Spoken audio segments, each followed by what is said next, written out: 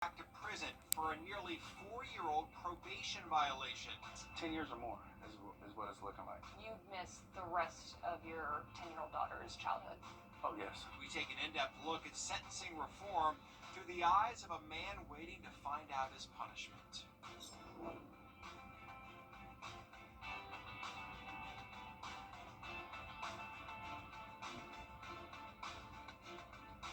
Right now at Affordable Dentures.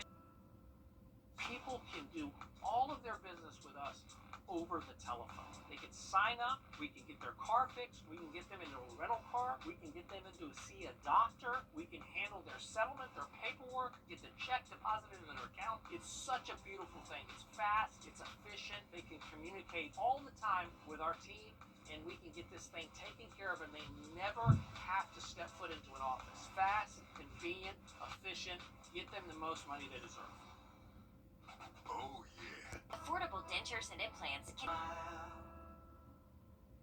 Thanks for watching News 12 on your side.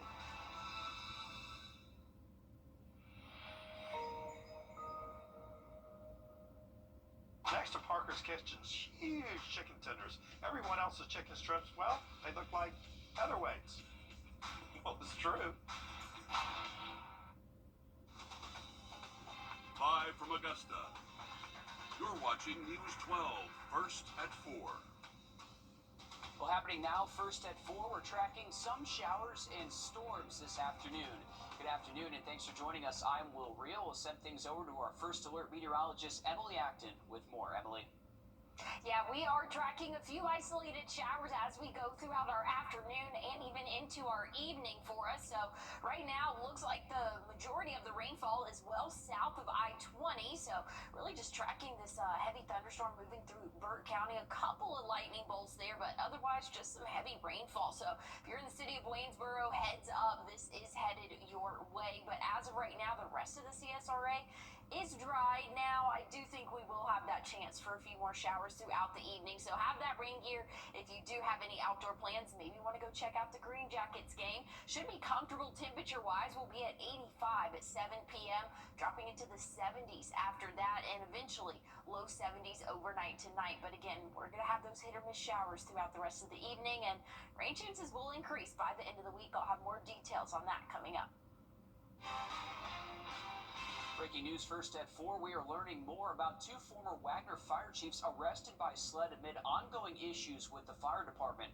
Authorities say David Watson and Joseph Wrdw were arrested today. Now, SLED says between 2007 and 2016, Joseph Wrdw wrote checks for his family, which he wrote as loans. He also admitted to using funds to purchase gun components unrelated to his duties. Wrdw is charged with misconduct in office and breach of trust with fraudulent intent. Watson is charged with breach of trust with fraudulent intent. SLED says Watson logged overtime worth more than $42,000 between June of 2022 and October of 2023. Watson resigned as chief in October of 2023 after an investigation raised questions about overtime that he logged, while Wrdw was fired as fire chief in 2020 after more than 40 years of service. The firing led to a mass resignation of volunteers. According to jail records, both have been released. Coming up all new on News 12 at 6 o'clock, your Archie Dickherber breaks down the ongoing issues with the Wagner Fire Department. Well, happening now until 7 tonight, a visitation is underway for Trooper Dennis Ricks at the Dunbar Funeral Home in Columbia. Last Wednesday, Trooper Ricks died after being hit by a box truck during a traffic stop in Orangeburg County. Ricks was honored with a procession where several police departments and the public lined up to salute him one final time. His family asked instead of sending flowers, you can donate to the online fundraiser set up by Serve and Connect. Tomorrow, Rick's funeral will be at the Shandon Baptist Church in Columbia at 11 a.m. Well, today, Augusta commissioners are determining what they should do with an $11 million budget deficit.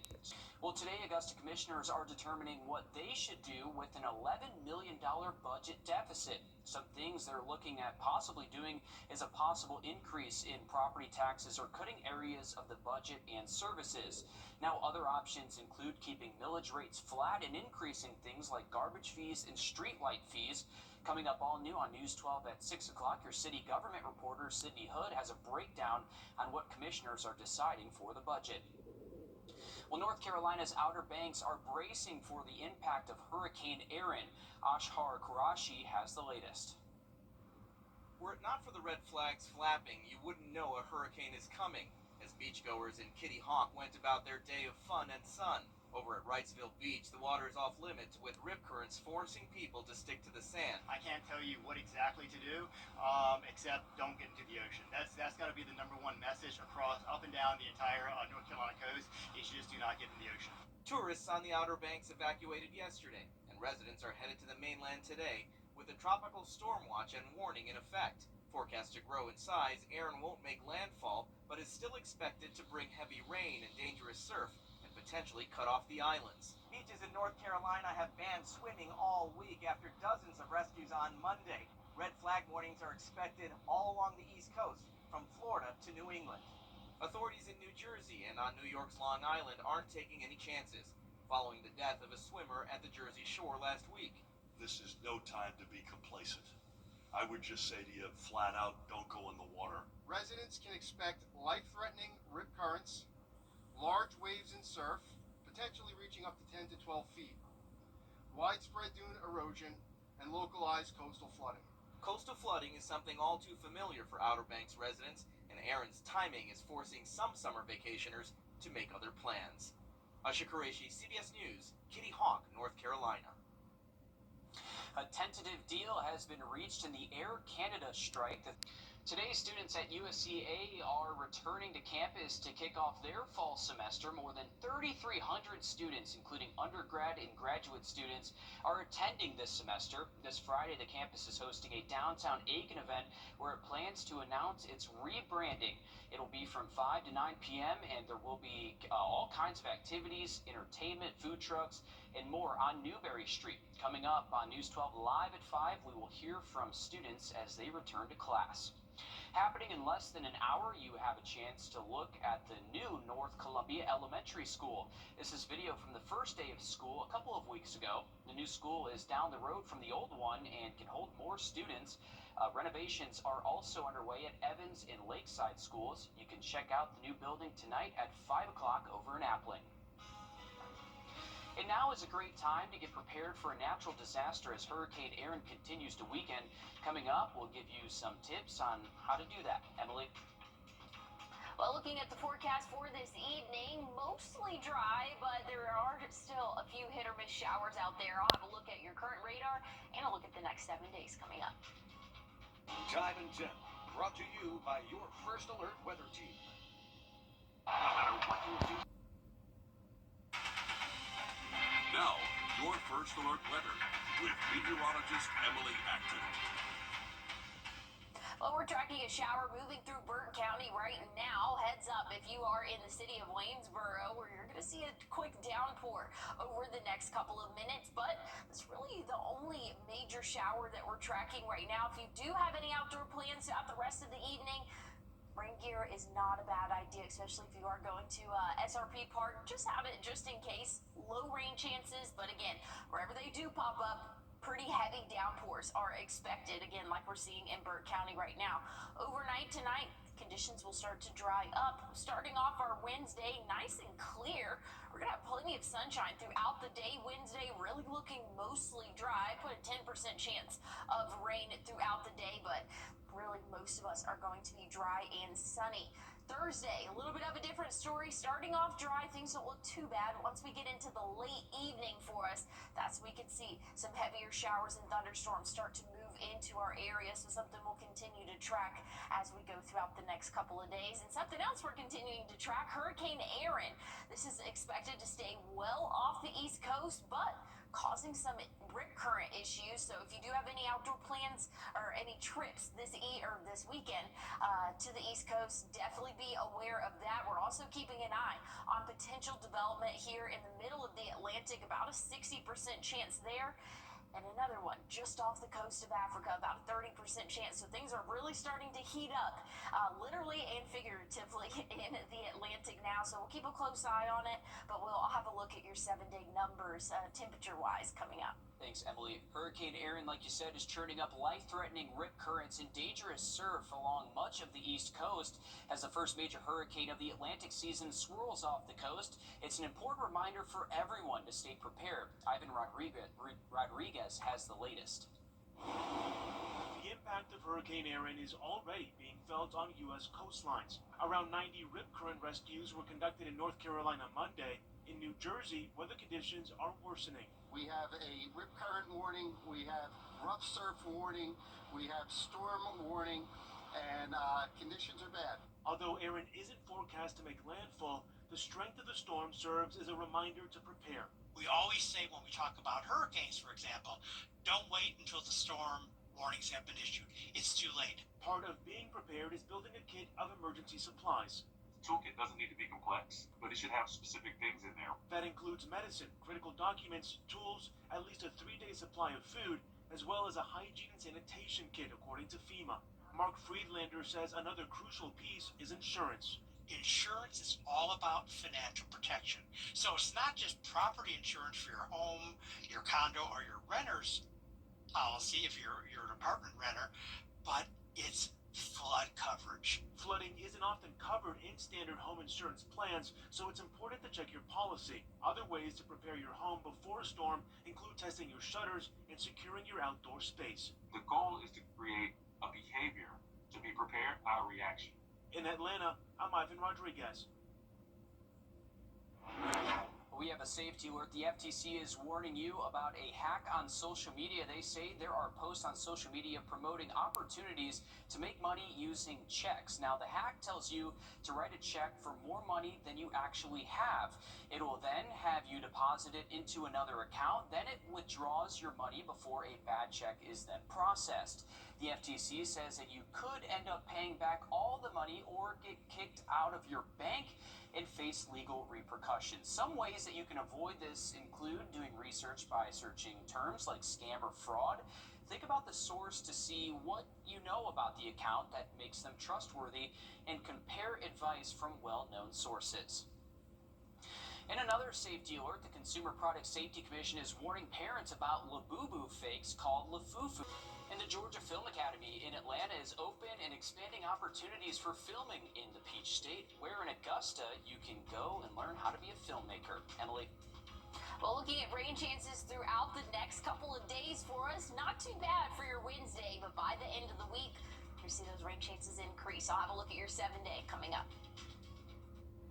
First Alert Radar, powered by Jim Hudson Automotive Group. Now, here's a look at the next 7 days for us. Tomorrow, not looking too bad, 91. Mostly sunny, and we're not tracking any rainfall, but that's a different story by the middle of the week. Here we are Thursday. We can anticipate seeing a few of those scattered showers and thunderstorms in our area, starting off the day dry, but once we hit around 3, 4 p.m., that's when we'll start to see some shower activity pop up, and then becoming maybe a little bit more widespread as we get into our evening for your Thursday, and those rain chances are sticking around. Friday, Saturday, a little bit more widespread, higher rain chances for us. Once we get into Sunday, temperatures are going to be in those middle 80s, maybe upper 80s by Sunday afternoon, but check it out, Saturday, 85, and things are looking a lot cooler as we get into the middle and end of next week. Next Tuesday, 86, and we're going to be getting even cooler than that for those average highs. So definitely a little bit of everything in this forecast, but just make sure you have that rain gear with you and keep it with you. You're going to need it throughout the weekend. Sounds good. Thanks, Emily. Right now, the Georgia Film Academy is officially open next to our parent company, Gray Media's Assembly Studios. Officials say this will expand the school's footprint across Georgia, increase opportunities for movie makers, and boost the state's economy. And students don't need to go far to start their film careers. I'd have to go to LA or New York. Thanks to the legislature, obviously the film tax credit, and now industries like this that can train you and place you directly on shows. Georgia started from zero. We had no local crews. The Georgia Film Academy came through. Joint venture between the University System of Georgia and the technical schools of Georgia. The Academy's primary location is in Fayetteville. They have 5 other satellite locations in Georgia, including right here at Augusta Tech. Today, paratroopers at Fort Gordon taking part in the TechNet airborne operation. This is video of the paratroopers getting out of a helicopter. They were from the Army Joint and Special Operations communities. This helps them with their airborne proficiency and helps increase their professional relationships. A Georgia sheriff is congratulating 2 jail employees for saving an inmate. It happened August 10th at Gordon County Jail in Calhoun. The 2 noticed an inmate choking on a piece of food inside the cell. They rushed to help and perform the Heimlich maneuver. The sheriff says all his deputies undergo yearly certifications on CPR in the Heimlich maneuver. Quick thinking there from some of those jailers.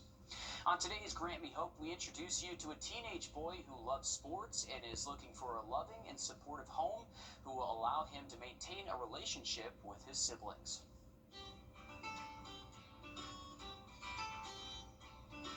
My name is Tristan. I'm 14 years old. Oh yeah, I like to play games and play basketball and football. Yeah, I just like to go out places and make new friends and stuff. Tristan is a determined young man whose experiences in sports have shaped his focus and drive. His talent on the field has fueled his ambition, and he's now setting his sights on a promising future and meaningful career. I'm doing good in school. My favorite class is math. I want to go to college, trade school. I want to get a degree in welding, and I want to do welding, like underwater. I do want to be adopted. It is important to me because I don't want to grow up and be by myself without nobody. Tristan wants to be adopted. To him, a forever home means safety, stability, and a place where he can feel truly loved. What I'm looking for in a home is a man and a woman. I don't really care if they have kids. Tristan's goals in life are straightforward and full of hope. To finish high school, continue pursuing his passion for sports, and build a future surrounded by the support of a loving family where he can truly thrive. With the right guidance and encouragement, there's no doubt he can achieve great things. What I could bring to the family is like laughter and like the sports.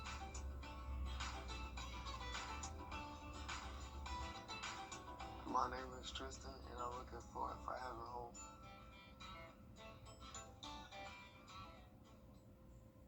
And News 12 is a proud partner with the nonprofit Grant Me Hope. The organization works to find homes for older children in foster care. You can learn more about these amazing kids on our website, wrdw.com, and search for Grant Me Hope. We're back after a short break. When severe weather strikes, you want